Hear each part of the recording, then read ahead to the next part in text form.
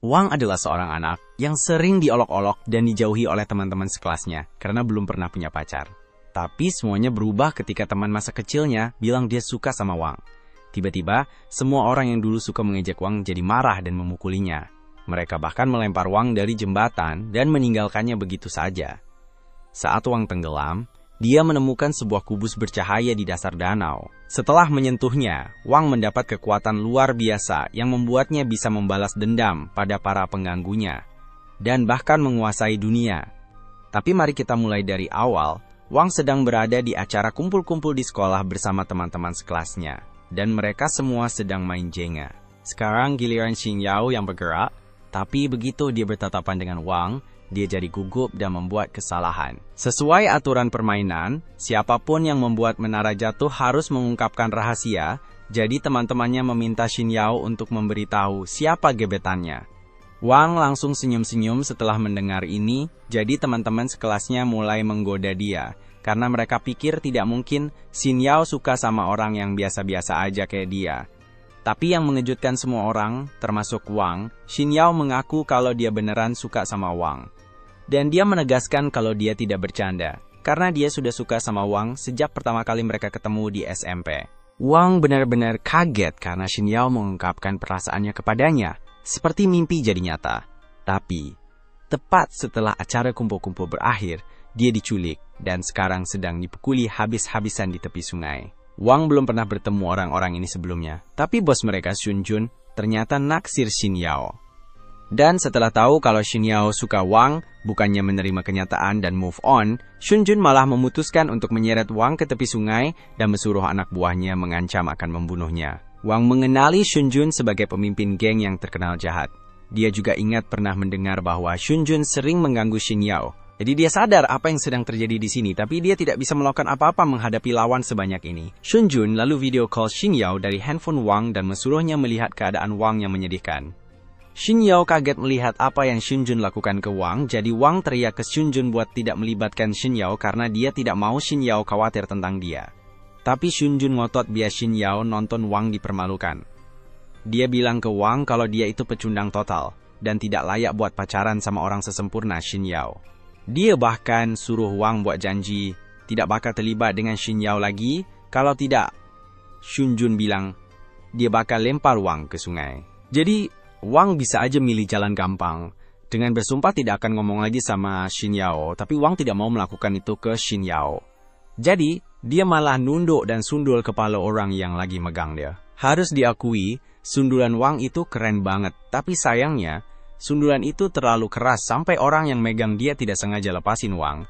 Dan akhirnya, Wang jatuh ke sungai. Xun Jun jadi panik banget karena sebenarnya dia tidak ada niat buat bunuh Wang. Dia cuma pengen nakutin Wang biar tidak ngerebut Xin Yao dari dia. Xun Jun teriak-teriak manggil Wang buat memastikan dia baik-baik aja. Tapi tidak ada jawaban, jadi mungkin Wang udah tidak ada. Itu artinya Xun Jun baru saja melakukan pembunuhan dan dia membiarkan Xin Yao menyaksikan semuanya. Sementara itu, di dalam air, Wang sedang tenggelam, tapi dia tidak berusaha menyelamatkan dirinya sendiri, karena kalau dia tidak bisa melindungi orang yang dia cintai, rasanya HIDUP sudah tidak ada artinya lagi. Saat hidupnya seperti film yang diputar balik di depan matanya, Wang mendapat kilas balik dari masa kecilnya. Dia baru saja kabur dari sebuah perkelahian, dan menurut standar anak SMP, itu langsung menghancurkan semua popularitas yang dulu dia miliki. Dan untuk benar-benar mempertegas keadaan, dia mendengar dua gadis berbicara tentang betapa cengengnya dia menurut mereka. Waktu berlalu, dan saat hari sekolah berakhir, semua orang pulang, tapi Wang tetap tinggal dan terus cemberut. Akhirnya, Xin Yao keluar dari gerbang, tapi dia berhenti begitu melihat Wang duduk di dekat gerbang. Jadi dia bertanya, ada apa? Wang tetap diam, jadi Xin Yao mengira mungkin Wang lupa bawa payung dan menawarkan untuk berbagi payung dengannya supaya bisa pulang bareng. Wang menolak tawarannya dan bilang dia bisa pulang sendirian, tapi Xin Yao mengingatkan kalau hujannya masih turun dan dia tidak punya payung, jadi dia bakal basah kuyup. Wang sadar kalau Xin Yao benar, tapi dia bilang dia bisa tunggu di situ sampai hujannya berhenti. Xin Yao selalu berpikir kalau Wang itu lucu banget, tapi kemudian dia melihat ada luka di lengan Wang. Jadi, dia minta Wang untuk memperlihatkannya. Awalnya, Wang tidak mau, tapi Xin Yao bilang dia cuma mau bantu mengobati lukanya. Akhirnya, Wang setuju, dan Xin Yao pun memasangkan plester di lengannya sambil meniupkan ciuman biar cepat sembuh. Di saat itu juga, Wang langsung membayangkan 50 tahun ke depan hidupnya bersama Xin Yao. Dia berterima kasih pada Xin Yao atas bantuannya, dan sejak saat itu, mereka berdua jadi tidak terpisahkan. Kembali ke masa sekarang, Wang terbangun di dalam air, dan dia melihat ada cahaya dari dasar sungai. Dia sudah tenggelam terlalu dalam untuk bisa kembali ke permukaan, sebelum kehabisan napas, jadi dia memutuskan untuk terus turun dan melihat cahaya itu sebelum dia meninggal. Saat sampai di dasar, dia menemukan sebuah kubus kecil bercahaya, jadi dia mengambilnya. Dan sebelum dia menyadari apa yang terjadi, kubus itu aktif dan masuk ke dalam tubuhnya. Tiba-tiba, Wang merasakan sakit yang luar biasa di seluruh tubuhnya.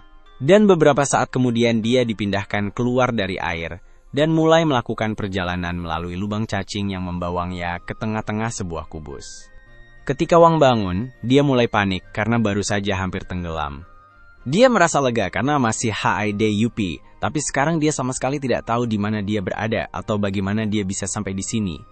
Tiba-tiba, ada sistem yang muncul di depannya dan mengumumkan bahwa Wang punya kekuatan untuk menggambar lingkaran teleportasi dengan radius 15 meter di sekelilingnya, dan di dalam area itu, dia bisa teleport ke lokasi manapun secara instan.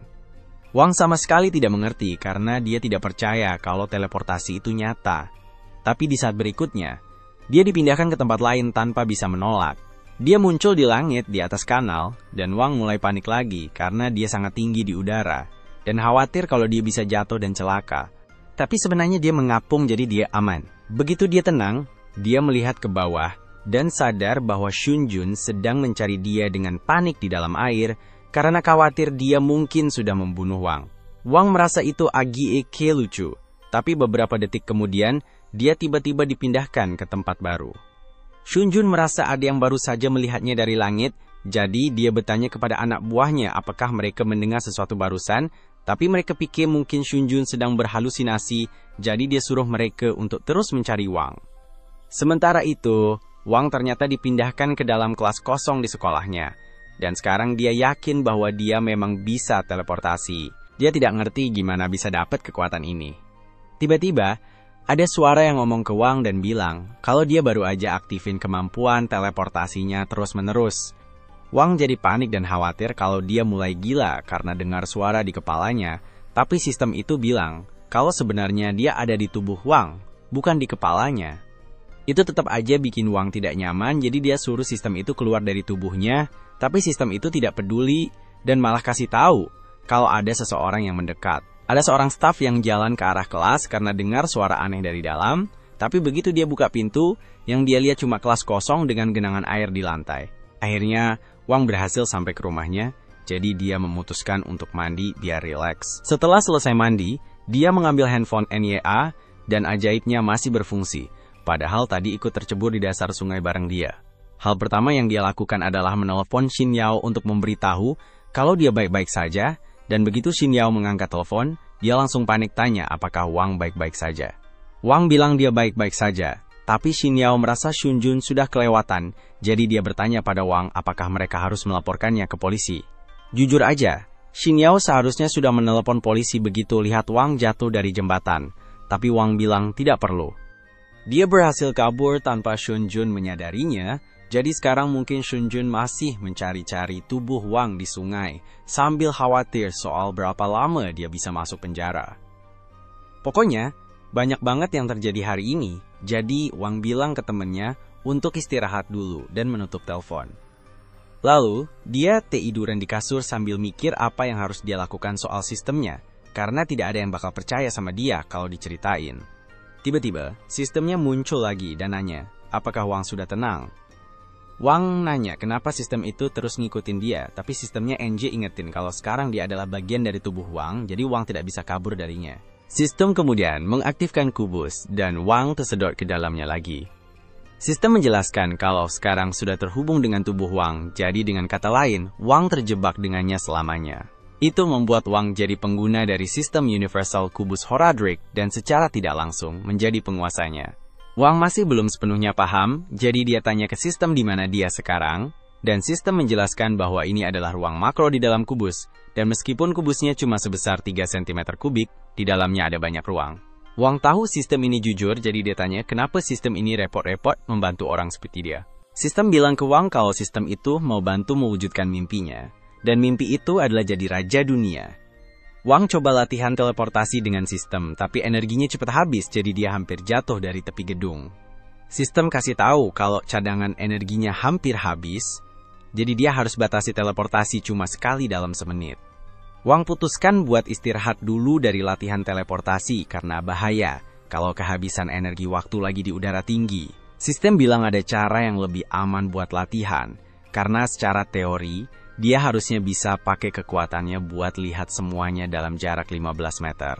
Wang memutuskan untuk mencobanya, dan dengan kekuatan barunya dia bisa melihat kamarnya sendiri, sepasang orang di tempat tidur, dan salah satu tetangganya saat dia sedang di bak mandi. Ini terasa salah, jadi Wang berhenti menggunakan kekuatannya di gedung apartemennya, dan mencoba memindai kebun sebagai gantinya, tapi dia jadi ketakutan ketika seekor kucing menatapnya langsung. Wang akhirnya jatuh berlutut, jadi sistem memperingatkannya bahwa jika dia terus menggunakan teleportasi dan kemampuan sensornya, dia akan kehabisan energi.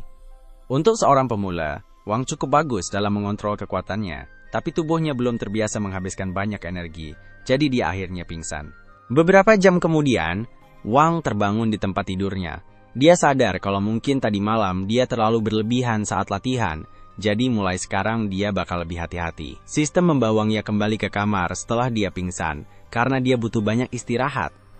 Wang tiba-tiba sadar kalau dia tidak bisa lagi dengar suara sistem di kepalanya, dan bertanya apa yang terjadi. Sistem menjelaskan kalau tetap terhubung dengan tubuh Wang itu butuh energi, dan dia tidak bisa biarin Wang kehabisan energi karena dia juga bakal hilang.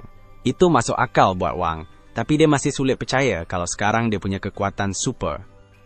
Dia mencoba mencari informasi tentang kubus di internet, tapi sayangnya, tidak ada orang Indonesia yang membuat tutorial tentang ini, jadi dia harus mencari tahu sendiri. Tiba-tiba, dia mendapat pesan dari Xin Yao yang mengajaknya makan siang besok. Wang awalnya senang, tapi kemudian dia ingat apa yang Xun Jun lakukan padanya, dan dia bersumpah akan membuat Xun Jun menyesal, tapi bukan sekarang, karena dia masih cepat kehabisan energi.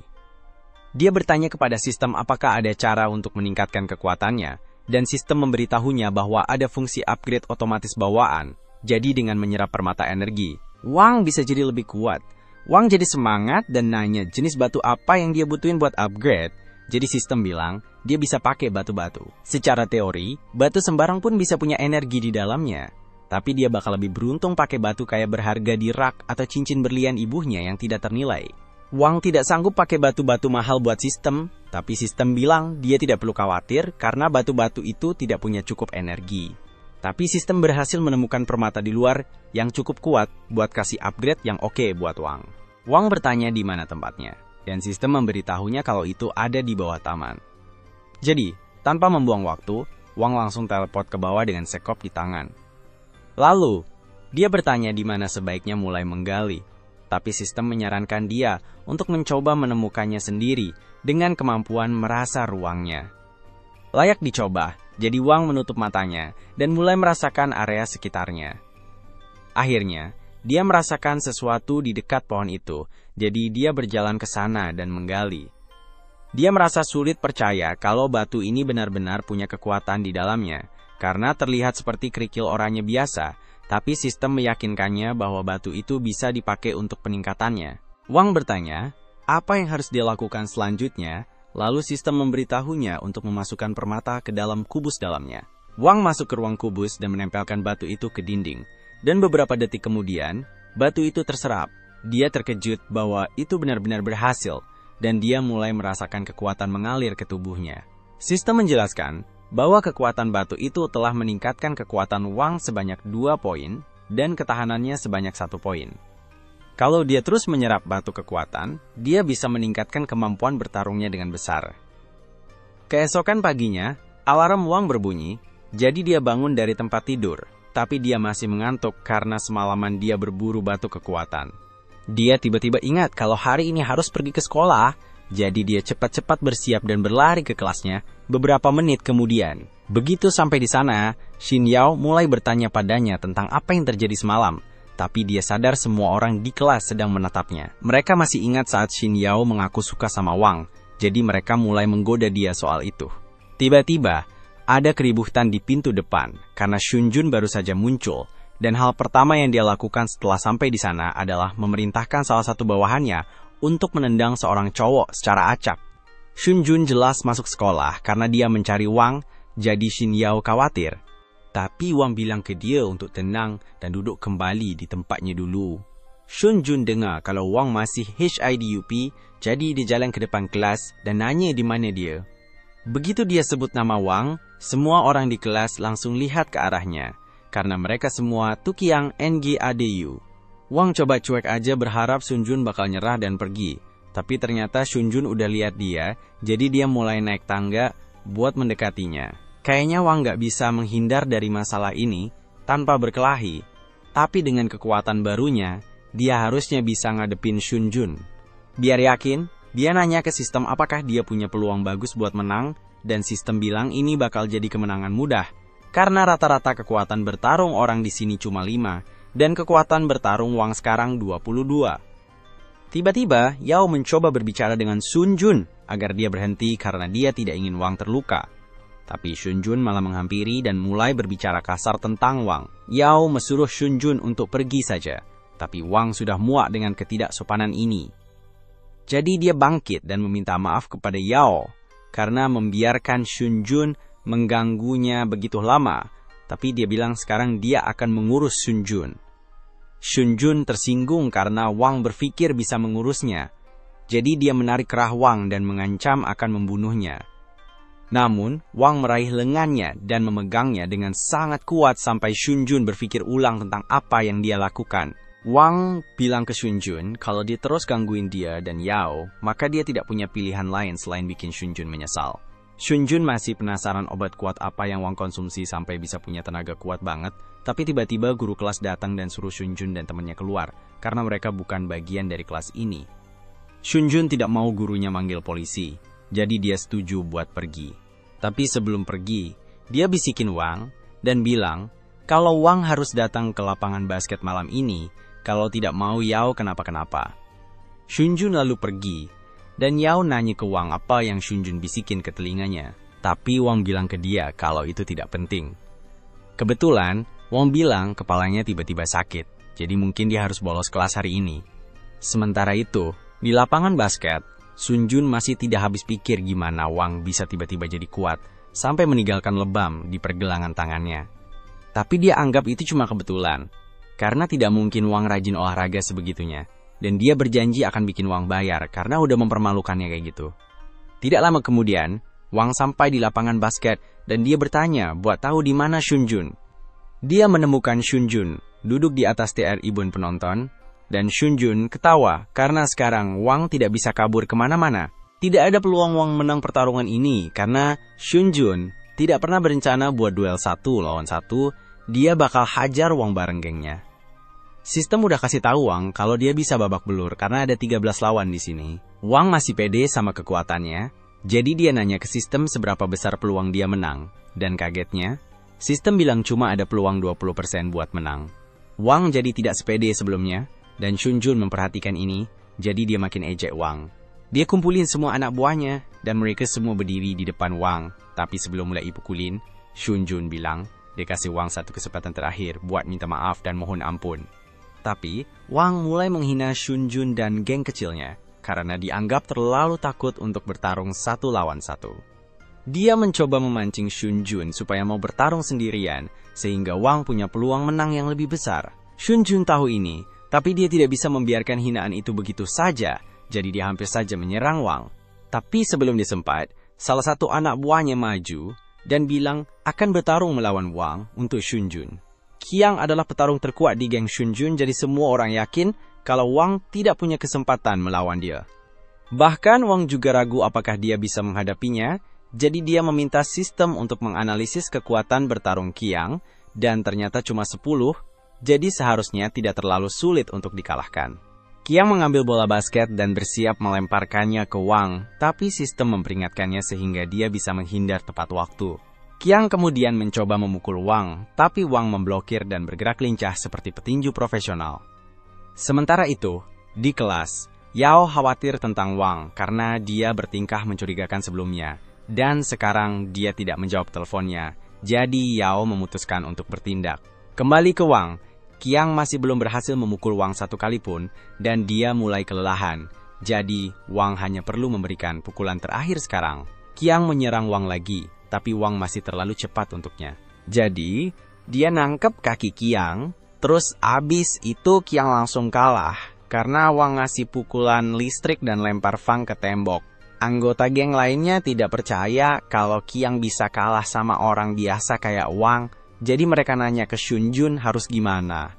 Shunjun cuma ketawa dan bilang, meskipun Wang bisa kalahin Qiang, mereka masih terlalu banyak buat Wang lawan sendirian, jadi Wang bakalan tetap kalah. Wang nanya ke sistem apakah peluangnya buat menang lawan geng itu meningkat. Tapi karena Qiang masih pingsan, ada satu orang yang tidak perlu dilawan. Walaupun gitu, peluang Wang buat menang cuma 30% aja. Jadi sekarang dia mungkin benar-benar dalam masalah. Dia tidak punya pilihan lain selain melawan mereka semua sekaligus.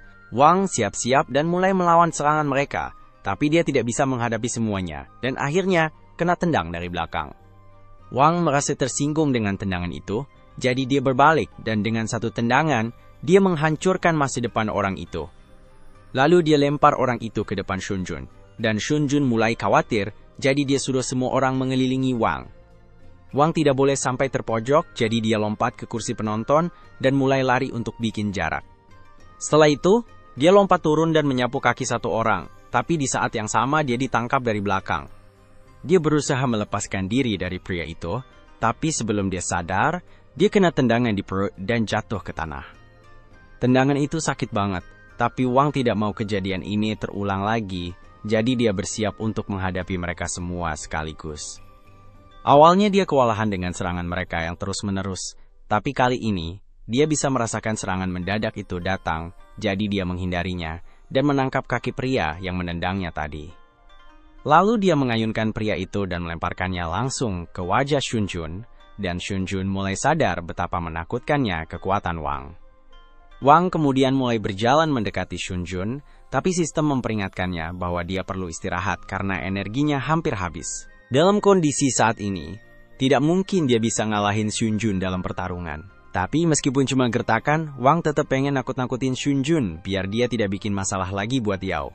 Pas banget, bos geng Kota Selatan muncul, dan dia datang buat ledek Shunjun dan geng Kota Utara, karena kalah sama satu orang aja.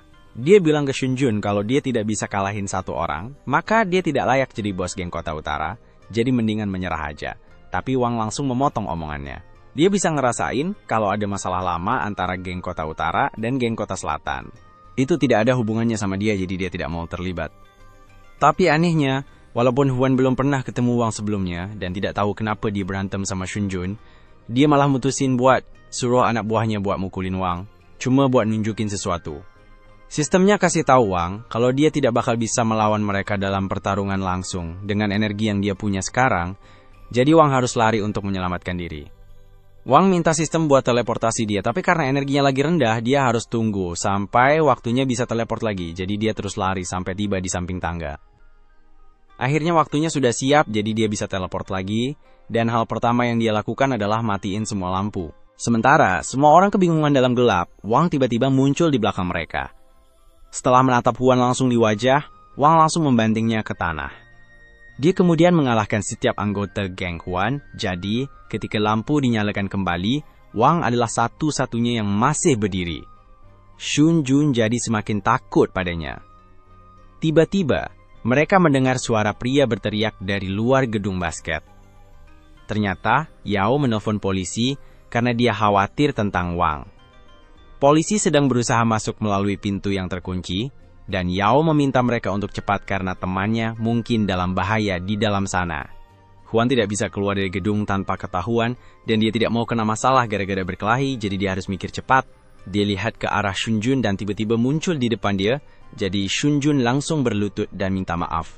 Ini kasih Huan ide bagus, jadi dia bilang bakal maafin Shunjun, tapi dengan satu syarat. Pas polisi akhirnya berhasil buka pintu, mereka lihat Shunjun megang kerah baju Wang, dan pura-pura mau mukul dia. Shunjun dan Huan akhirnya kena masalah karena bikin keributan di ruang basket.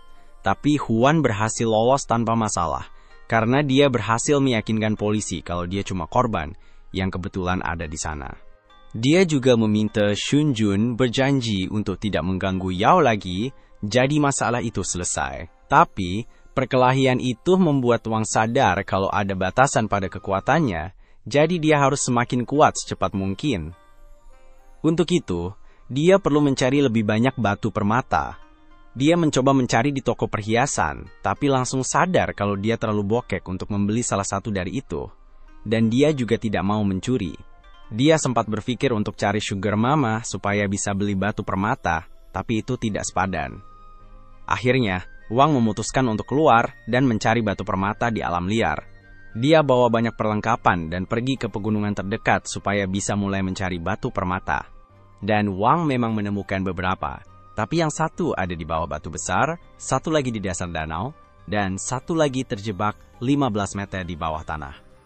Jadi, tidak mungkin Wang bisa mencapainya sendirian. Tepat saat itu, sistem memberitahu Wang, karena baru saja menemukan sebuah gua di bawah tanah yang penuh dengan energi batu ajaib.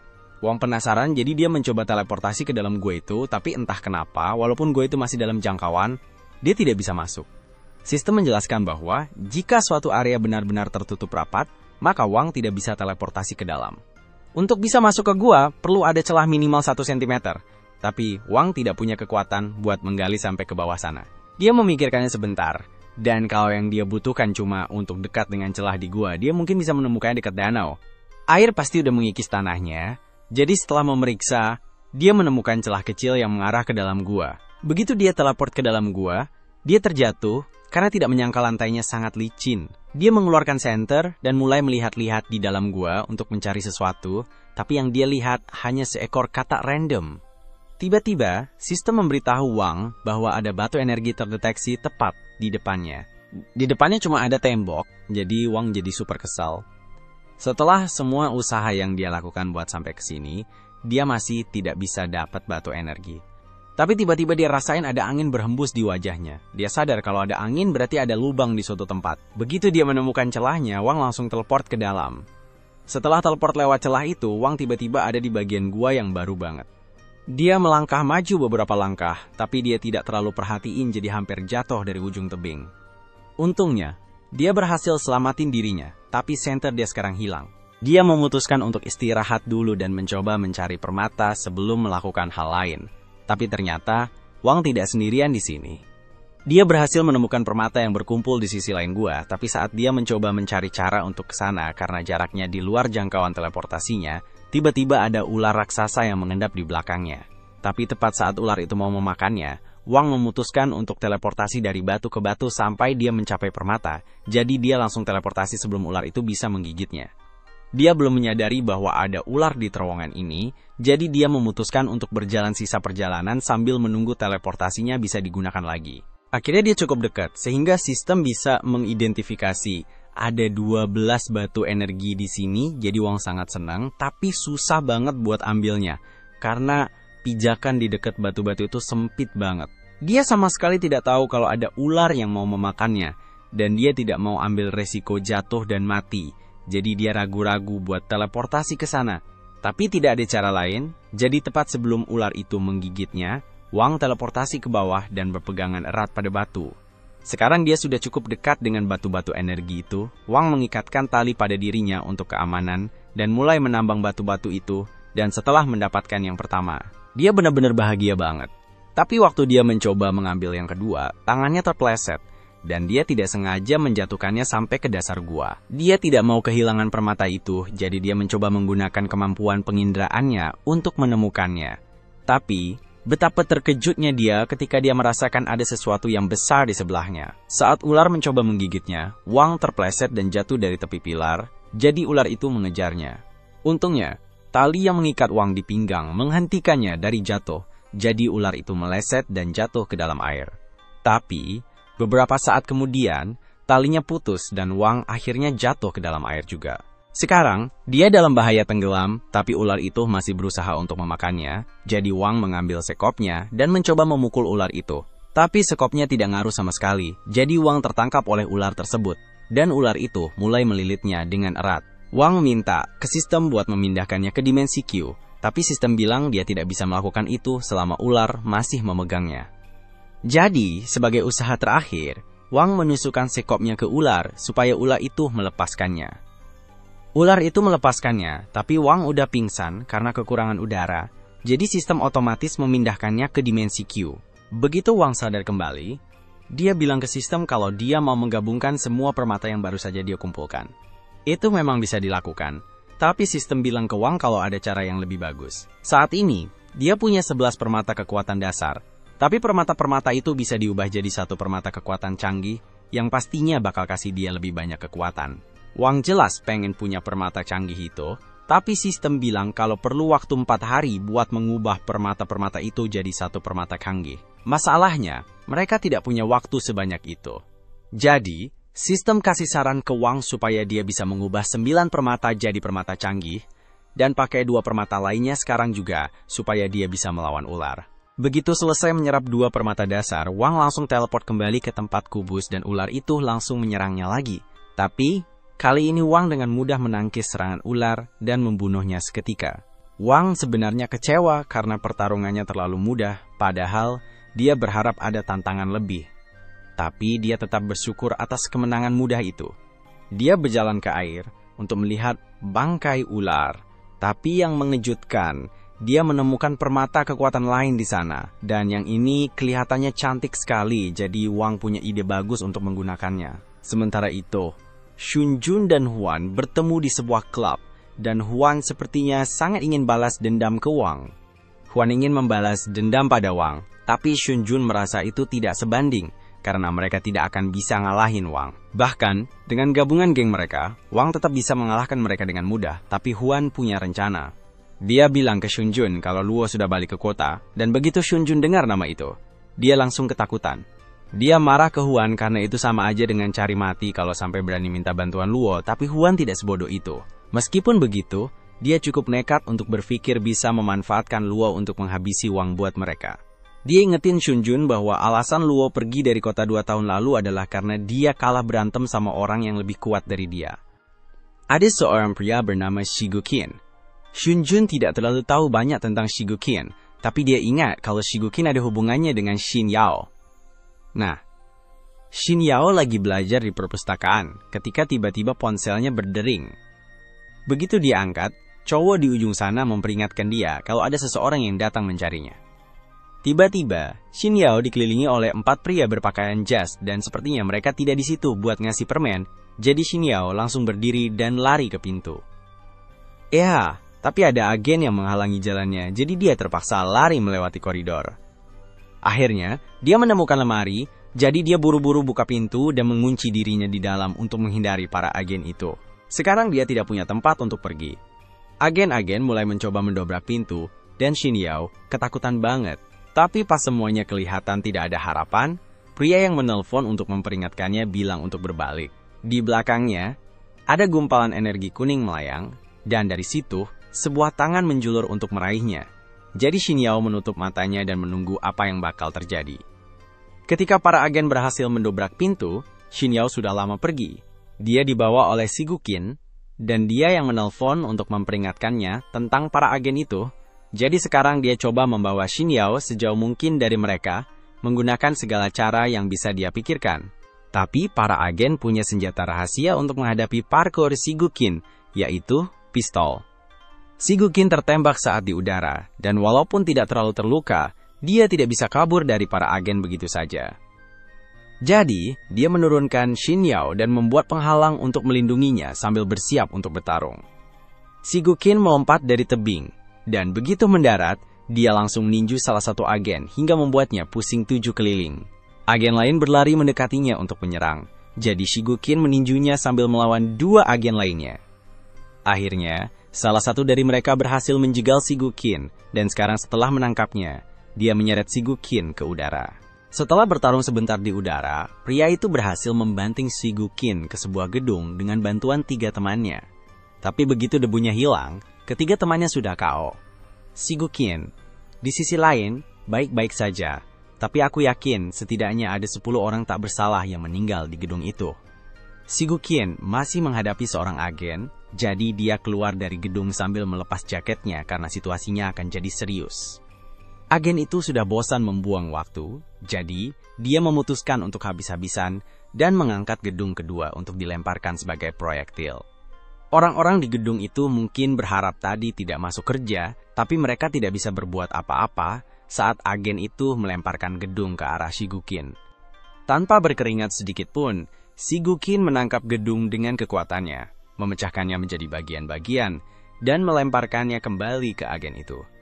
Agen mencoba melindungi diri, tapi Shigukin dengan mudah memampatkan semua blok itu sampai terjadi ledakan besar yang membuat Shigukin dan agen terlempar ke versi dunia yang terbalik.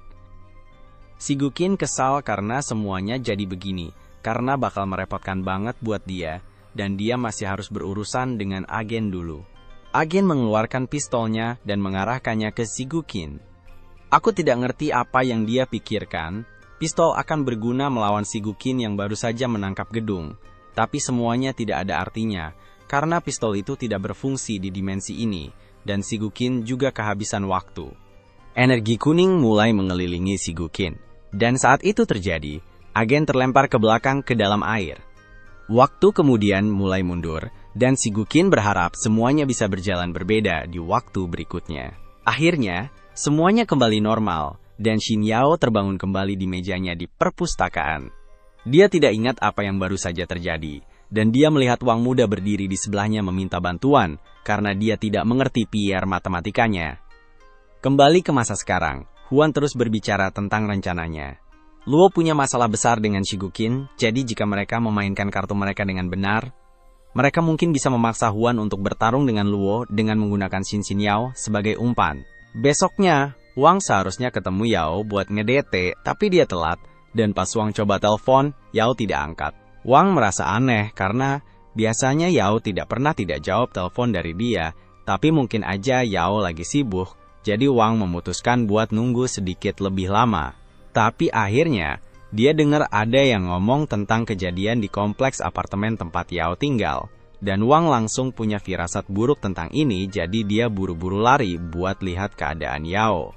Tapi sayangnya, pas dia sampai, dia lihat banyak mobil polisi, dan ibu Yao lagi nangis karena Yao diculik. Polisi bilang mereka bakal selidiki buat cari Yao. Tapi Wang tidak mau nunggu lama-lama, jadi dia harus cari tahu siapa di balik semua ini. Pas lagi mikir gitu, Wang lihat Shunjun jalan di kerumunan dekat situ dan dia langsung curiga kalau Shunjun pasti ada kaitannya. Jadi, tidak lama kemudian, Wang memojokkan dia di gang gelap dan minta penjelasan. Awalnya, Shunjun pura-pura bego dan kayak tidak tahu apa-apa. Tapi terus Wang pukul dinding dan ancam Shunjun kalau kepala dia bakal kena hal yang sama kalau tidak segera cerita. Shunjun langsung ngaku dan ngasih tahu Wang semua rencana yang dibuat sama Huan. Sementara itu, Huan sedang menyesali keberadaan sel-sel otaknya yang bodoh yang membuatnya berpikir bahwa ini adalah rencana yang bagus. Luo sudah tahu bahwa Huan berusaha memanfaatkannya dan dia benci dimanipulasi, tapi dia juga benci Shigukin, jadi kalau rencana Huan bisa membuat Shigukin muncul, dia akan ikut main. Tapi itu tidak berarti dia sudah memaafkan Huan, jadi saat ini Luo sedang main golf dengan mulut Huan. Shin Yao sedang terikat di sudut ruangan dan dia ketakutan setelah melihat apa yang baru saja dilakukan Luo pada Huan, jadi dia mencoba menghindari kontak mata. Tapi kemudian Luo berjalan langsung ke arahnya. Dia bilang dia mau nanya beberapa pertanyaan ke dia, dan dia harus jujur karena dia tidak segan-segan bikin wajahnya babak belur kayak yang dia lakukan sama Huan. Dia tanya apa hubungannya sama Shigukin. Tapi Yao benar-benar tidak pernah dengar nama orang itu sebelumnya. Luo tidak percaya karena mereka punya catatan kalau Shigukin pernah mempertaruhkan nyawanya melawan orang-orang hebat cuma buat nyelamatin dia. Jadi tidak mungkin. Yao tidak tahu siapa dia. Bisa jadi Shigukin pernah nyelamatin Yao tanpa ngasih tahu identitas aslinya, jadi dia beneran tidak tahu siapa Shigukin. Tapi Shigukin jelas tahu siapa Yao, dan kelihatannya dia peduli banget sama Yao, jadi aneh aja kalau dia belum muncul buat nyelamatin Yao padahal dia udah diculik. Bahkan jika Shigukin muncul, pelayan tidak yakin kalau Luo bisa menang lawan Shigukin dengan kekuatan yang dia punya sekarang. Luo pikir itu konyol karena dia udah habisin banyak uang buat nyewa banyak petarung profesional demi balas dendamnya. Tapi mereka belum benar-benar tahu seberapa kuat Shigukin sebenarnya, jadi pelayan itu tidak yakin mereka bisa menang lawan dia. Dan mungkin bukan keputusan yang bijak buat membunuh atau menyakiti Yao sebelum mereka punya rencana buat menghadapi Shigukin. Luo ngerti maksudnya, jadi dia tenang dan setuju untuk tidak ganggu Yao dulu dan keluar dari ruangan itu. Sementara itu, Shunjun baru aja selesai menjelaskan gimana Huan meyakinkan Luo buat menculik Yao karena hubungannya dengan dosa Shigukin. Wang tidak ngerti sama sekali. Jadi dia nanya ke Shunjun tentang siapa SIH sebenarnya Shigukin ini dan kenapa Luo percaya bisa pakai Yao buat memancing dia keluar. Shunjun ingetin Wang tentang kejadian beberapa tahun lalu yang hampir bikin Shin Yao diculik. Cerita yang beredar di masyarakat adalah ada orang baik hati yang kebetulan lewat dan nyelamatin dia. Tapi sebenarnya orang itu adalah Shigukin. Sejak hari itu, banyak orang coba cari Shigukin, tapi gak ada yang berhasil. Karena Shigukin selalu misterius dan gak ninggalin jejak. Kecuali satu kali waktu dia muncul dan bikin 2 jari Luo patah. Sejak hari itu, Luo jadi terobsesi buat menemukan Shigukin supaya bisa balas dendam. Wan memutuskan untuk memanfaatkan situasi ini dan memberi Luo beberapa informasi agar Luo mau menculik Yao. Tapi, biar jelas, Shunjun dari awal tidak setuju dengan rencana ini, jadi dia sama sekali tidak terlibat. Wang sudah cukup mendengar semuanya, jadi dia siap untuk menyelamatkan Yao. Dan karena Shunjun tidak terlibat, Wang membiarkannya pergi. Akhirnya, Wang tiba di lokasi konstruksi tempat Yao ditahan. Tapi saat mendekat, sistem memperingatkannya bahwa ada 7 ahli bela diri yang tangguh di sana. Wang sadar ini bisa jadi masalah, jadi dia bertanya ke sistem apakah pemrosesan permata energi itu sudah selesai. Tapi masih butuh waktu 30 menit lagi untuk menyelesaikan prosesnya. Sekarang, Wang bisa saja menunggu sampai dia mendapatkan tambahan kekuatannya, tapi dia tidak tahu apakah Yao aman, jadi dia tidak bisa buang-buang waktu. Saat dia berjalan menuju bangunan itu, Luo dan timnya melihatnya, dan walaupun Wang bukan Shigukin, Luo berpikir akan seru untuk mengganggunya, jadi dia suruh para ahli bela dirinya untuk menghadapi Wang. Tapi mereka cuma bisa melawannya satu persatu, karena menyerangnya sekaligus tidak akan seru buat ditonton. Wang berjalan ke gerbang depan, dan dia hampir memecahkan gembok untuk masuk. Tapi dihentikan oleh seorang ahli bela diri, bernama Pablo. Dia memberitahu Wang bahwa kunci tersebut diperkuat dengan penghalang supernatural, jadi jika dia mencoba membukanya dengan paksa, dia akan mendapat serangan balik yang parah dan mati. Dalam situasi itu, Wang meminta kunci untuk membuka kunci tersebut, tapi Pablo tidak bisa memberikannya. Dia punya perintah untuk membunuh siapapun yang mencoba naik ke lantai atas, jadi dia memberi Wang kesempatan untuk mundur dan pulang. Namun, Wang tidak berniat meninggalkan Yao, dan jika Pablo mencoba menghalanginya, maka Wang harus mengalahkannya. Menurut sistem, tingkat kekuatan Pablo adalah 52, sedangkan tingkat kekuatan Wang masih 50. Jadi, dia dalam posisi yang sangat tidak menguntungkan di sini. Pablo melayangkan pukulan pertama, dan kelihatannya itu bisa mematikan. Tapi Wang berhasil menghindar tepat waktu dan menendang wajahnya. Sayangnya, tendangannya tidak bikin Pablo sakit sama sekali. Pablo lebih kuat dan tahan banting dibanding Wang, jadi meskipun Wang sedikit lebih cepat, dia tidak bisa memberikan pukulan yang mematikan dengan tangannya. Tapi kemudian Wang sadar kalau ini pertarungan jalanan, jadi saat Pablo menyerang lagi, dia langsung memindahkan palu yang ada di dekatnya ke tangannya, dan menghantamkan ke kepala Pablo. Sekarang Pablo kayaknya bakal tidur panjang. Wang mengambil kunci dan melanjutkan ke lantai berikutnya. Saat dia berlari naik tangga, ada sistem yang memberitahu Wang kalau petarung berikutnya punya kekuatan level 75. Tapi Wang tidak ragu dan langsung masuk ke ruangan itu. Begitu dia masuk, dia sadar kalau semua lampu mati, jadi ruangan itu gelap gulita. Petarung di lantai ini, bernama Li, adalah seorang pembunuh yang jago banget dalam menghilangkan keberadaannya di tempat gelap. Semua poin statnya dia taruh ke kemampuan sembunyi, jadi dia bisa dengan mudah mendekati Wang dan menghabisinya sebelum Wang sadar apa yang terjadi. Atau setidaknya, itu yang bakal terjadi kalau Wang tidak punya kemampuan merasakan posisi di sekitarnya. Wang tahu persis di mana Li berada, jadi saat Li mencoba menyerangnya dari belakang, Wang mengeluarkan tongkat dari tasnya dan memukul Li tepat di bagian bawah. 2 ahli bela diri di lantai atas telah memperhatikan Wang naik ke lantai atas, dan mereka terkejut bahwa dia bisa mengalahkan lawan-lawannya dengan mudah. Tapi lawan Wang berikutnya adalah Beowulf, dan orang itu tidak berpikir Wang punya kesempatan menang. Dia memprediksi bahwa Beowulf hanya butuh beberapa detik untuk mengalahkan Wang, tapi kalau Wang berhasil menang secara ajaib, dia harus menghadapi mereka berdua, dan si cewek sangat bersemangat menunggu itu terjadi. Wang akhirnya berhasil naik ke lantai berikutnya, dan di sana ada Beowulf berdiri membelakanginya. Beowulf mau kasih pidato tentang betapa hebatnya Wang bisa sampai sejauh ini, tapi Wang langsung skip adegannya dan coba hajar dia pakai tongkat. Tapi, Beowulf berhasil menangkap tongkat itu dan membanting Wang ke tanah. Bantingan itu bikin Wang sesak napas, jadi dia tahu kalau dia tidak ada harapan lawan Beowulf dalam keadaan seperti ini. Tapi untungnya, sistem kasih tahu kalau permata energinya hampir siap, jadi dia cuma perlu bertahan selama 1 menit biar bisa dapat tambahan kekuatan. Ternyata lebih susah dari yang Wang kira karena Beowulf lagi menyerang Wang dengan combo-combo dan Wang tidak bisa berbuat banyak. Wang coba tendang Beowulf tapi ternyata itu kesalahan karena Beowulf tangkap kakinya, lalu mematahkan tangannya, dan memukulnya hingga Wang terlempar menembus pilar. Wang hampir aja kalah tapi untungnya 1 menit udah lewat jadi sistem mulai mengaktifkan kekuatan permata energi.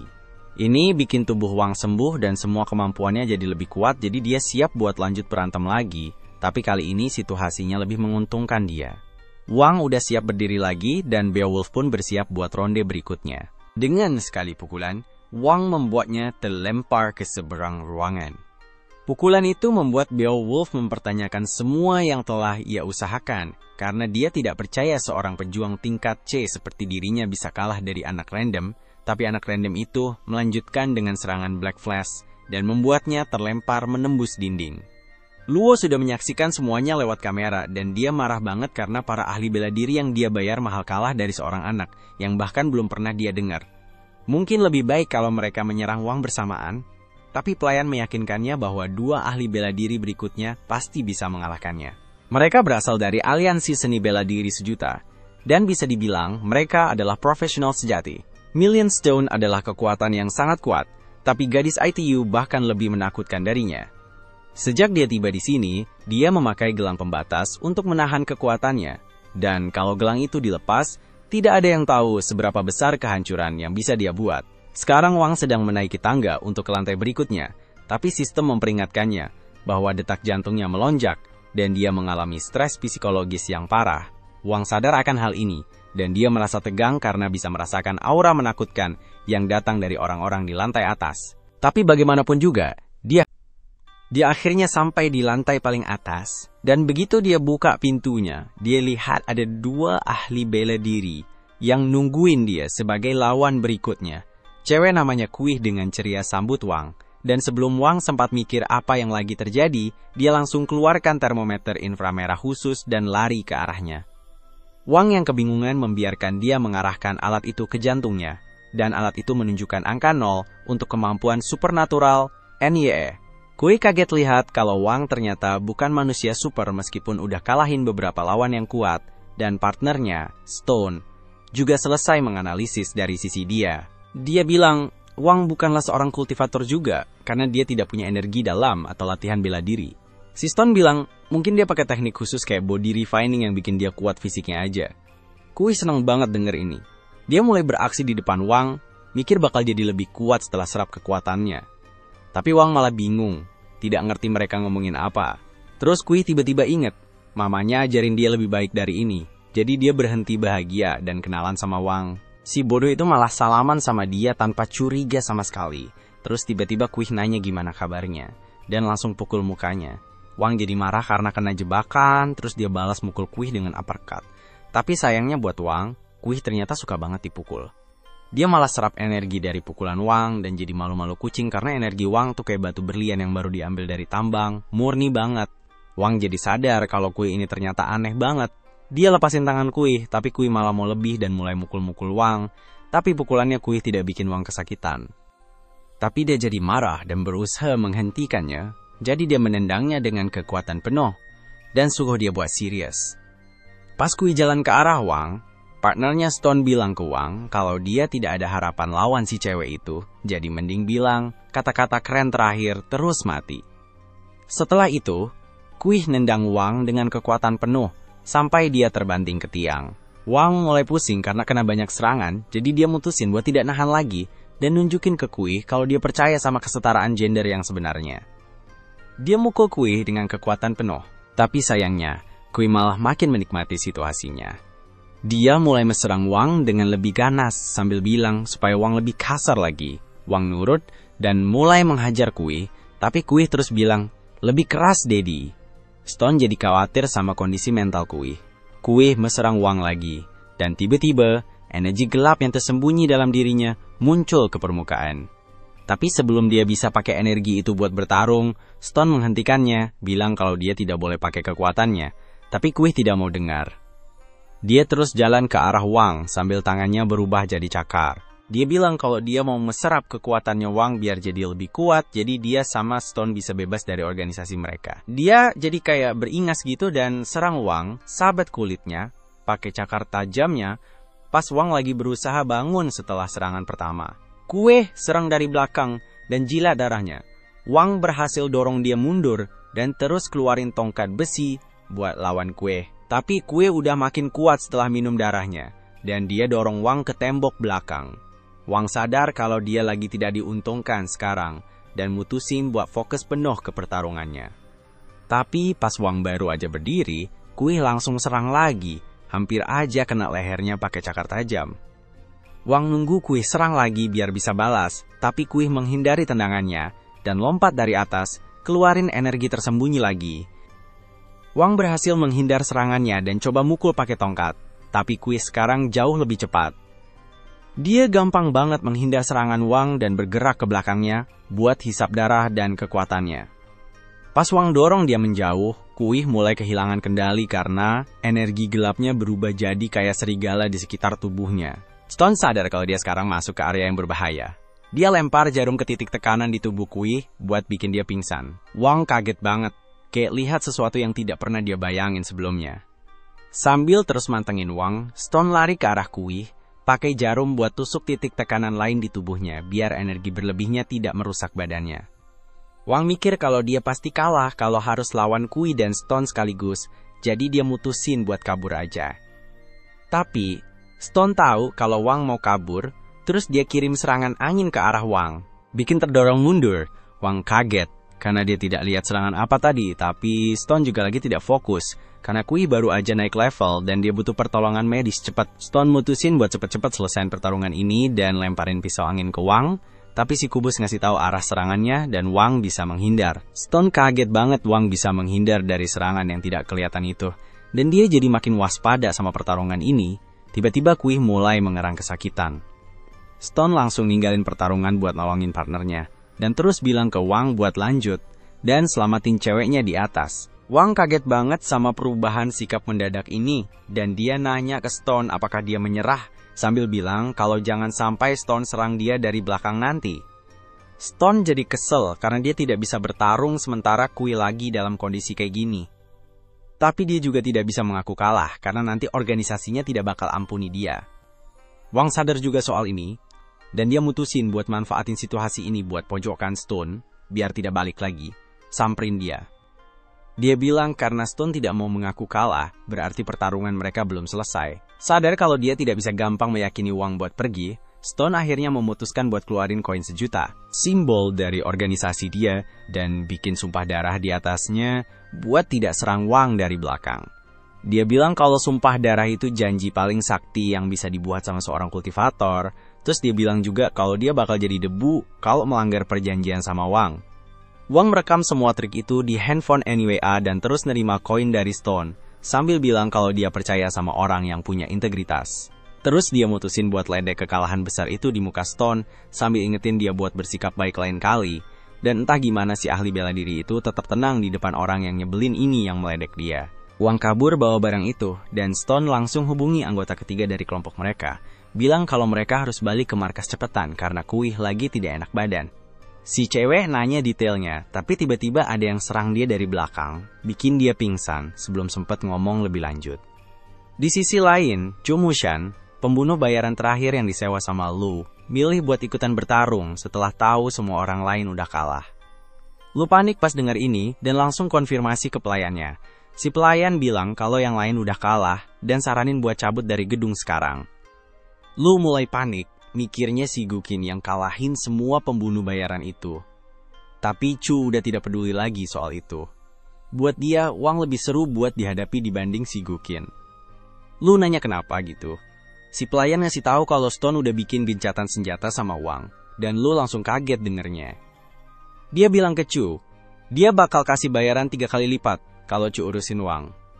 Tapi Chu yang sombong, tidak suka kalau ada yang coba-coba perintah dia.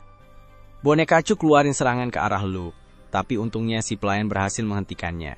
Dan bilang ke si orang kaya itu kalau semuanya udah di luar kendali mereka sekarang. Wang naik ke lantai berikutnya dan langsung masuk lewat pintu. Wang ngomong ke sistem itu, kamu bilang aku punya 7 lawan, dan kayaknya sekarang tinggal 2. Sistem itu jawab, tentu saja, tapi mereka udah hilang. Aku tidak tahu kemana mereka pergi. Setelah itu, Chu muncul, udah nungguin Wang, dan bilang kalau dia itu lawan terakhirnya. San gabung sama asistennya dan kenalin diri ke Wang. Sistem itu bilang ke Wang kalau kekuatan bertarung mereka itu 7, yang bikin Wang kaget banget. Terus mereka berdua bilang ke Wang kalau nama mereka Chu Mushan. Wang nanya ke sistem itu, yakin NIH soal kekuatan mereka? Sistem itu jawab, tentu saja. Tapi komponen dari boneka dalamnya aneh dan rumit, dan di dalamnya ada permata tingkat menengah. Setelah itu, Chu bilang ke Wang buat tidak usah khawatir, ngomong gini. Kamu cuma bocah dibandingin sama orang level B, dan kasih tahu kalau kekuatan Wang tidak sebanding. Tapi, dia juga bilang kalau alam itu mengurangi yang berlebihan dan meningkatkan yang kurang. Terus, dia serang Wang dan kasih pukulan keras yang bikin Wang nabrak tembok. Habis itu, Chu deketin Wang, tunjukin senjatanya, dan bilang ke Wang, kamu nekat banget, cuma andelin kekuatan kasar, sementara aku andelin teknik. Jadi, ada kayak mantra, teleportasi instan, dan teknik murni gitu. Pas dia lagi ngobrol, Wang lempar botol-botol ke Chu, tapi Chu berhasil nangkis dan tidak kena sama sekali. Terus, Wang serang Chu dan kasih pukulan, tapi Chu berhasil blok dan balas pukul, bikin Wang jatuh ke tanah. Tapi Wang tidak mau menyerah, dia serang lagi Chu. Tapi tetap aja tidak kena. Chu berhasil menghindar dan blok semua serangan Wang. Terus Chu mulai kasih beberapa pukulan ke Wang, bikin dia luka-luka. Tapi pukulannya tidak terlalu berpengaruh ke Wang. Tapi setelah itu Wang mulai berdarah. Chu serang Wang lagi, tapi Wang lempar tanah buat alihkan serangannya. Abis itu, Wang langsung serang dan kasih beberapa pukulan, tapi Chu berhasil nangkis dan mengelak lagi. Mereka berdua saling serang, tapi Chu berhasil kasih pukulan kuat pakai kekuatan sihirnya, buat Wang mundur. Ini bikin Chu bisa mukul Wang keras lagi. Terus, Chu keluarin boneka Shan dan bikin boneka itu kasih pukulan sihir ke Wang, bikin Wang cedera. Abis itu, Chu tidak berhenti kasih pukulan cepat dan banyak ke Wang, tapi Wang berusaha menghindar. Sambil menghindar dari serangan, Wang berhasil deketin bonekanya, dan sukses kasih pukulan, bikin bonekanya berhenti serang terus nabrak tembok. Abis itu, Chu serang Wang lagi, kasih pukulan keras banget sampai bikin Wang berdarah.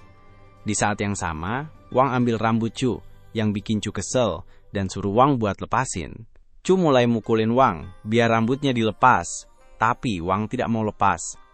Terus, Wang pegang rambut Chu erat-erat dan kasih pukulan keras banget sampai Chu mental ke tembok. Rambutnya jadi rontok dan ada di tangan Wang. Wang mikir, kalau lawannya manusia biasa, pasti udah tidak bisa bangun lagi. Terus, Chu bangun lagi dan nanya ke Wang gimana caranya bisa bangun lagi. Chu bilang, tidak nyangka Wang bisa hancurin mantra pelindung cuma dengan 1 pukulan. Terus dia bilang ke Wang, lo kuat banget, tapi kalau aku tidak ningkatin cara bertarung aku lawan lo, duit yang aku keluarin bakal sia-sia. Abis itu, rambutnya jadi putih, terus dia pakai kekuatan magisnya, bilang ke Wang, siapapun yang lihat aku kayak gini bakal mati. Dia langsung serang Wang dan mendaratkan beberapa pukulan kuat. Tapi Wang berusaha membela diri, tapi tidak bisa. Chu menyerang berkali-kali pakai kekuatan sihirnya. Pukulan-pukulan itu bikin Wang terdorong, hampir jatuh dari gedung, tapi dia berhasil selamatin diri. Setelah itu, bonekanya nembakin proyektil sihir ke Wang, tapi Wang berhasil mengelak dan makin dekat ke bonekanya. Wang nangkep bonekanya, mikir bisa kalahin dia, tapi bonekanya juga nangkep Wang. Chu berhasil kendaliin mereka berdua sekaligus, banting Wang ke tembok dengan keras.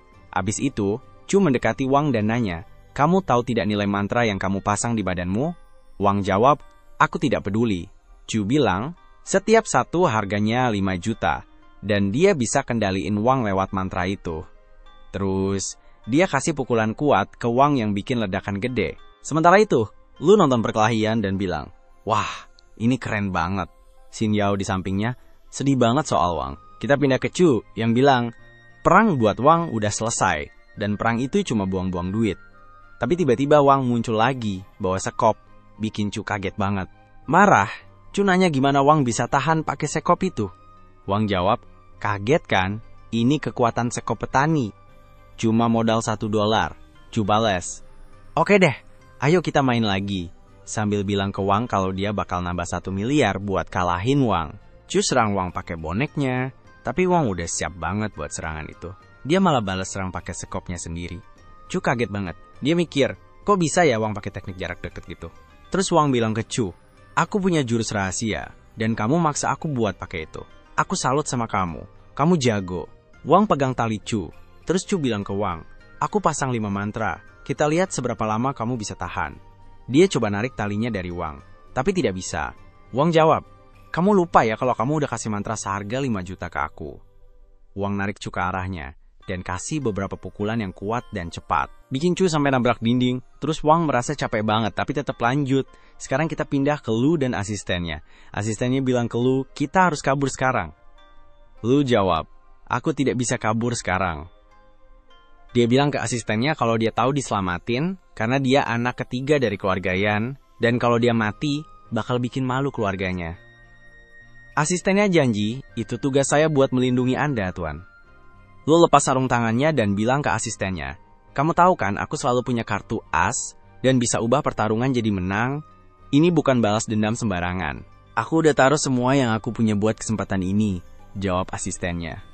"Kalau gitu, aku bakal pakai semua kekuatanku buat jaga nyawamu." Sekarang kita balik ke Wang. Soal batu di dalam bonekanya, waktunya buat meledak udah makin deket. Habis itu, Chu kabur. Bilang dia tidak bertarung dengan efektif, tapi semuanya masih di bawah kendalinya. Dia arahin mantra lain ke Wang, tapi tiba-tiba tempat itu jadi gelap, bikin Chu kaget. Dia bilang, "Tidak berhasil NIH," bikin dia marah. Terus dia kaget lagi pas Wang muncul dari gedung. Wang serang Chu, tapi dia balas lempar mantra ledakan ke Wang. Wang berhasil hindarin dengan terbang di udara, tapi Chu tidak menyerah. Dia lempar beberapa serangan lagi. Beberapa serangan berhasil dihindari Wang, tapi ada juga yang kena dan bikin dia nabrak batu. Habis itu, Chu mengarahkan pukulan ke Wang pakai mantra sihir di batu gede yang bikin batu-batu di sekitarnya meledak. Tapi Wang pakai sekopnya buat menghindar dan balik menyerang Chu. Shan berhasil hilangin beberapa mantra dari batu-batu itu, tapi ada batu lain yang meledak besar, hampir kena Wang. Wang ingat Xin Yao dan sadar dia harus selamatin dia, bikin semangatnya balik lagi. Dia serang Chu lagi dan berhasil kasih beberapa pukulan yang kuat. Wang dan bonekanya Chu masuk ke ruangan sistem. Tapi terus Wang balik lagi buat hindari dari jatuh parah. Terus, tidak lama setelah itu, Wang pingsan. Begitu bangun, dia langsung manggil-manggil Xin Yao, mikir dia mau selamatin Xin Yao. Wang langsung jalan ruangan Xin Yao berada. Dia tanya, "Mereka udah kabur belum?" Dia ketemu musuh sebelumnya dan nanya, "Xin Yao di mana?" Dia ketakutan banget dan bilang, "Tolong jangan bunuh aku. Lepasin aku." Wang marah banget dan tanya lagi, "Xin Yao di mana?" Dia akhirnya tunjukin tempatnya, dan Wang langsung ke sana, nabrak hancurin kayu sampai jebol. Begitu masuk, dia lihat tubuh Xin Yao. Dia coba melepaskan ikatannya, tapi Yao memperingatkan dia, "Cepat keluar dari sini, ada bom di bawah kursi. Kalau dia bergerak, itu bakal meledak langsung." Pas Wang lihat bomnya, Yao suruh dia cepet pergi dan selamatkan diri. Wang bilang ledakan tadi lebih parah, tapi Lu kunci pintu di belakang mereka. Bilang kalau ruangan ini dibikin sama Chu Mushan. Terus ada sistem yang bilang ke Wang, "Kamu tidak bisa pakai kekuatan teleportasi instan di sini." Lu bilang, "Aku bakal nunggu di sini dan lihat kamu mati." Wang nanya ke sistem itu, "Gimana cara matiin bom ini dengan aman?" Sistem itu jawab, "Potong kabelnya sesuai urutan." Wang ayutin petunjuknya dan lempar bomnya ke dalam kubus, tapi batu di dalam boneka meledak, bikin Wang pingsan. Lu marah banget dan teriak, "Bomnya kemana?" Dia langsung masuk ke kamar mereka dan mulai nembak. Asistennya Lu buru-buru minta cepat kabur. Setelah Yao kena tembak, Wang coba peluk dia sambil bilang, "Bertahan ya." Terus si Gukin muncul dan bilang ke Wang, "Kamu tidak bisa selamatin dia," lalu ngambil Xin Yao dan pergi. Wang coba ngejar mereka, tapi tidak bisa menyusul. Si Gukin sindir Wang, "Kamu bahkan tidak bisa lindungi diri sendiri, apalagi dia." Dia loncat pergi bawa Yao. Wang lari ke jendela, marah, cariin Yao, tapi tidak kelihatan. Dia lihat ke arah Yao dan bilang, "Kamu tidak tahu apa-apa soal dia atau dunia kekuatan super." Menyalahkan diri sendiri untuk ini, dan bilang dia bakal NGURUS semuanya. Setelah itu, dia menghilang, ninggalin Wang yang nangis sambil inget-inget momen indah bareng Yao. Sejak si Gukin membawa Yao, orang tua Yao benar-benar bingung dan sedih banget karena belum tahu di mana dia. Wang juga merasa bersalah banget karena merasa tidak bisa melindungi Yao dengan baik. Sekarang, Yao hilang dan kubus itu tidak merespon Wang lagi, jadi dia merasa benar-benar tidak berdaya. Dia masih bisa teleportasi, tapi kekuatannya kayak di-reset karena kerusakan, jadi dia tidak bisa selamatin Yao. Tiba-tiba, ada mobil yang berhenti di belakang Wang, dan seorang wanita keluar dengan payung bernama Mu Yuqian. Dia mendekati Wang dan bilang mau ngobrol sebentar, tapi Wang lagi tidak mood, jadi dia cuekin aja wanita itu. Jadi, dia bilang ke Wang kalau dia tahu di mana bisa menemukan Lu. Ini bikin Wang langsung tertarik, karena dia masih harus balas dendam sama Lu yang udah nembak Yao dari belakang. Wang langsung minta dia kasih tahu di mana Lu. Tapi sebelum itu, dia mau Wang ikut dia dulu. Mereka pergi ke restoran, dan begitu duduk, Wang langsung nanya lagi di mana Lu. Tapi dia punya satu pertanyaan buat Wang sebelum kasih info. Wang setuju buat dengerin, jadi dia mulai nanya kenapa menurut Wang kemampuan super manusia tidak terekspos di dunia, padahal bisa bikin kekacauan. Wang mikir kalau orang-orang luar biasa itu cuma jago nutupin jejak mereka, tapi si perempuan bilang dia salah. Dia jelasin kalau sebenarnya ada organisasi yang tugasnya nutupin semua bukti aktivitas manusia super, meskipun Wang bilang dia tidak terlalu peduli. Si perempuan bilang dia harus mulai peduli, karena dia udah lama melindungi Wang dari bayang-bayang. Tapi Wang malah ketawa lucu, karena si perempuan bilang melindungi dia, padahal ada 3 cowok di belakang siap nembak kapan aja. Yuqian jadi sedikit panik setelah sadar kalau Wang udah sadar akan hal itu, jadi dia coba ambil pistol dari roknya. Tapi Wang udah tahu soal pistol itu berkat kesadaran ruangnya. Jadi dia bilang ke Yuqian buat hati-hati banget sama langkah selanjutnya. Dia bilang dia tidak mau berantem, tapi juga tidak suka kalau ada yang arahin senjata ke dia. Si cewek mulai tenang dan nanya ke Wang apakah dia ragu sama perkataannya tentang ada organisasi yang urusin para manusia super, tapi Wang malah percaya bagian itu. Dia belum mikir banget soal itu sebelumnya, tapi kenyataan bahwa ada banyak manusia super di dunia, berarti pasti ada organisasi yang atur mereka. Tapi, dia tidak paham apa yang Yuqian inginkan darinya.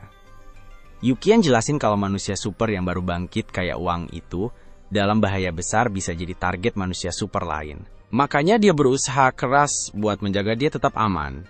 Tapi sebagai gantinya, dia bantu balik sedikit. Wang udah tahu arahnya kemana, jadi dia nanya apa dia mau dia jadi tentara bayaran kayak 2 orang tadi.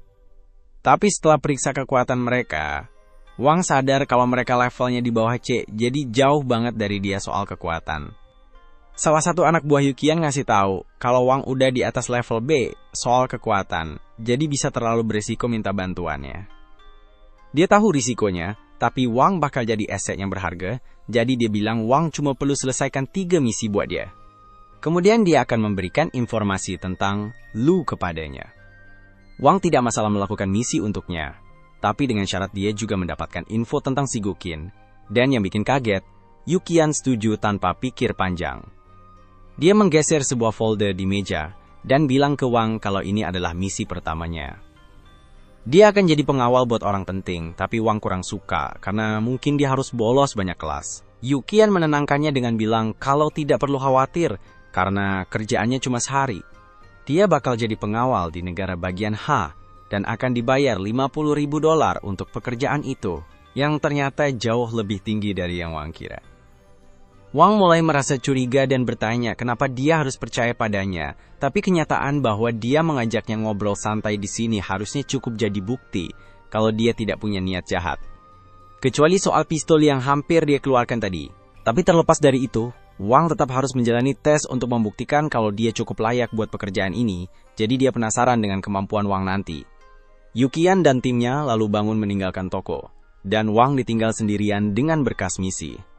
Dia sebenarnya tidak suka ide bekerja untuk orang-orang aneh ini, tapi kalau mau menyelamatkan Yao, dia butuh informasi sebanyak mungkin. Dan sekarang, Yukian satu-satunya yang punya informasi itu. Saat Yukian di mobil sama bawahannya, dia tanya kenapa Yukian pilih minta tolong sama Wang. Wang itu terlalu sulit ditebak buat bisa dikendalikan dengan mudah, dan Yukian paham itu, tapi kamu tidak bisa berharap untung tanpa ambil resiko. Kalau Yukian tidak berani ambil resiko sama Wang, dia tidak akan bisa kembangkan organisasinya. Lagi pula, dia udah selidiki Wang dengan baik, dan dia kelihatan anak baik. Sudah sebulan, sejak dia dapat kekuatannya, dan dia belum pernah lakuin hal jahat. Dia juga berhasil mengalahkan beberapa petarung level B, makanya dia masuk catatan sebagai level B. Tapi, dia merasa kalau sebenarnya dia bisa lebih dari itu. Selama ini, Wang mendengarkan percakapan mereka karena dia menaruh kubusnya di mobil Yukian dan bersembunyi di ruang dimensinya. Sekarang dia tahu kalau Yukian cuma memanfaatkannya untuk keuntungan pribadi. Wang sedikit lega, karena lebih mudah berurusan dengan Yukian kalau dia cuma mau menggunakan Wang buat meningkatkan reputasi organisasinya. Tapi, saat terus mendengarkan, dia dengar anak buah Yukian bertanya, apa dia benar-benar berniat memberikan semua informasi tentang Lu ke Wang? Karena kalau orang tahu mereka bocorin info kayak gitu, bisa bikin masalah buat mereka. Yukian bilang ke dia supaya tidak usah khawatir karena dia udah pikirin itu. Dan karena Wang tidak tahu apa-apa soal keluarga Lu, dia bisa kasih info yang tidak rahasia, biar Wang tidak ganggu mereka lagi. Setelah dengar ini, Wang marah banget karena Yukian coba bohongin dia. Dia tidak bakal biarin Yukian lolos gitu aja. Tapi untuk sementara, dia mutusin buat ikayutiin permainan Yukian karena dia tidak punya petunjuk lain soal Lu atau Shigukin.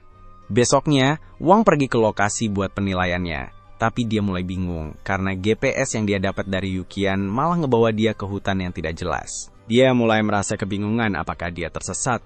Tapi kemudian dia melihat ada rumah tersembunyi di antara pepohonan. Saat dia mendekat, gerbang depan rumah itu terbuka untuknya. Di dalam rumah besar itu, sudah ada beberapa petarung lain yang berkumpul, dan mereka semua di sana untuk penilaian, sama seperti Wang. Beberapa menit setelah dia tiba, seorang pria berdiri di depan semua orang, dan memberitahu bahwa penilaian akan segera dimulai. Namanya Ho, dan dia bilang ke semua peserta kalau untuk dipilih jadi pengawal, mereka harus setia, jeli, cepat, dan kuat. Jadi, tes ini buat menilai apakah mereka cocok untuk peran itu. Dan tes pertama ini bakal periksa kemampuan mereka buat mengamati. Ruang tes pertama ini kayak kasino, dan aturannya gampang banget. Tiap peserta dikasih 5 keping buat main, dan mereka harus kumpulin 10 keping buat lanjut ke level berikutnya. Dan mencuri itu dilarang keras, jadi keping cuma bisa didapetin dengan menangin permainan lawan peserta lain. Wang tidak nyangka bakal ada tes kayak gini, tapi dia seneng karena tidak perlu berantem sama siapapun di sini. Masalahnya sekarang, dia belum tahu cara menangin keping di permainan ini. Seorang pria datang ke sampingnya, dan bilang yang dia perlu lakuin cuma menangin 5 keping lagi buat lanjut. Kayaknya ini tidak bakal semudah itu. Dia kasih saran ke Wang buat menjauh dari semua mesin slot karena bahkan di kasino biasa pun mesin slotnya udah diatur. Jadi tidak mungkin mereka bisa menang jackpot di sini. Secara statistik, main high low harusnya kasih peluang bagus buat sukses, tapi bahkan permainan kartu di sini juga udah diatur. Jadi main lawan pemilik rumah bakal hampir selalu bikin kalah. Setelah ngomong gitu, dia ada usulan buat Wang, tapi tiba-tiba dia sadar kalau Wang udah pergi beberapa menit, lalu buat cari permainan yang bisa dia menangkan. Sementara itu, Wang lagi jalan-jalan di kasino dan ketemu permainan yang butuh cari koin yang disembunyiin di bawah cangkir. Orang yang tadi main barusan kehilangan semua chipnya ke penjaga kubus, dan Wang bisa tahu kalau ada yang tidak beres di sini, tapi dia belum yakin apa itu. Pas banget, orang yang tadi datang lagi dan tanya ke Wang kalau dia mau taruhan lawan dia di permainan cangkir itu. Wang tanya balik, yakin mau taruhan? Soalnya kayak ada yang aneh di sini. Tapi si orang itu merasa Wang masih pemula. Jadi selama dia taruhan lawan Wang, dia tidak bakal kalah. Dia mulai ejek Wang dan nanya apa dia takut. Tapi permainan ini sebenarnya pas banget buat Wang karena dia punya kemampuan merasain ruang. Jadi Wang akhirnya terima tantangan dari pria itu. Dia taruh semua chip NYA di meja dan bilang dia akan taruhan habis-habisan. Pria itu juga ikut-ikutan. Yakin banget bakal menang semua chip Wang. Pria itu berusaha keras. In gerakan gelas-gelas itu dengan matanya. Tapi pas si wanita selesai mengocok, Wang senyum karena dia akhirnya ngerti trik curangnya. Si wanita minta para pemain buat nebak, dan pria itu yakin banget koinnya ada di bawah gelas kiri. Tapi pas giliran Wang nebak, Dia bilang koinnya ada di tangan si wanita. Semua orang pikir Wang aneh, dan si wanita coba bujuk dia buat pilih salah satu gelas aja. Dia yakin banget kalau koinnya ada di tangan cewek itu. Dia bahkan pindahin koin dari tangan kiri ke tangan kanan, tanpa ada yang sadar, cuma buat coba kerjain Wang. Tapi Wang tidak gampang ketipu sama trik kayak gitu. Jadi, dia minta cewek itu buat buka tangannya dan tunjukin ke semua orang. Cewek itu tidak bisa sembunyiin lagi, jadi dia terpaksa nunjukin kalau koinnya emang ada di tangannya, bikin Wang jadi pemenang taruhan.